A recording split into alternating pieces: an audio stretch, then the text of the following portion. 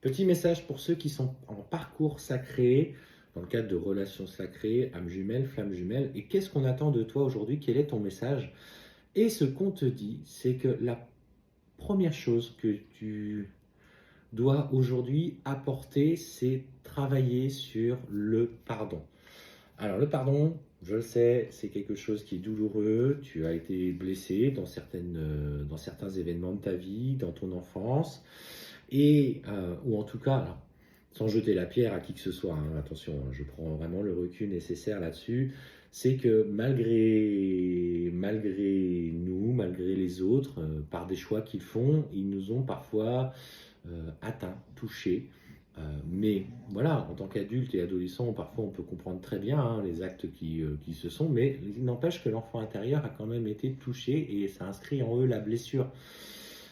En tant que parents, nous-mêmes, nous faisons des choix qui vont blesser nos enfants et en fait qui vont inscrire en eux une blessure. On est tous pareils. Donc aujourd'hui, ce qu'on te dit et sur le chemin encore que tu as besoin de faire, c'est d'aller chercher ce pardon par rapport aux blessures du passé. Euh, le pardon, c'est quoi? C'est abandonner. C'est abandonner le fait que ce soit produit et que finalement aujourd'hui tu n'as plus de, tu n'as plus de contrôle sur cette situation et que tu dois la remettre à quelque chose de plus grand. C'est-à-dire, voilà, tu visualises et tu l'envoies à l'univers, enfin voilà, à qui tu crois, parce qu'on te dit que c'est dans ce pardon que tu vas trouver cette nouvelle lumière, en tout cas cet apaisement que tu cherches tant. Mais il faut être sincère et honnête, il faut déjà que tu sois aussi toi dans cette démarche-là. La lumière va au-delà de ce qui s'est passé. Et on t'annonce derrière, tu vois, ce nouveau cycle d'élévation spirituelle qui est en train de se mettre en place dans ta vie. Donc, si tu veux accueillir ces nouvelles énergies, bah déjà, commence par là. Il n'y a pas de secret. En fait, c'est ça qu'il faut comprendre, c'est que tout part de là. Ça ne veut pas dire pour autant que tu dois aller manger dans la main des gens qui te blessent ou qui t'ont blessé encore dernièrement. C'est pas ça. C'est aujourd'hui, j'abandonne le fait de ne pas avoir de contrôle dessus, que je ne pourrai plus de toute façon corriger les choses et que j'abandonne ça et que de toute façon la vie fera en sorte de replacer chaque personne à la bonne place. Le karma, par exemple, en est une autre. Et en fait, c'est là que tout va se développer en toi. Donc effectivement, bah, si aujourd'hui bah, tu es encore bloqué, tu sens que bah, tu travailles, mais que tu es retenu un petit peu en bas, eh ben, c'est que cette raison est là. Et en fait, on te dit que tant que tu seras focus sur tes souffrances, tu ne verras pas la lumière à côté. Et ça, c'est toujours plus compliqué. Donc, on te demande vraiment d'ouvrir en ce moment ce cycle d'initiation en toi. Mais ça passe d'abord par toi. Ça passe pas par des thérapeutes qui vont venir t'accompagner sur un pardon que tu dois faire. Ça, c'est à toi de le faire toute seule avec tes émotions et d'être parfaitement aligné avec ça.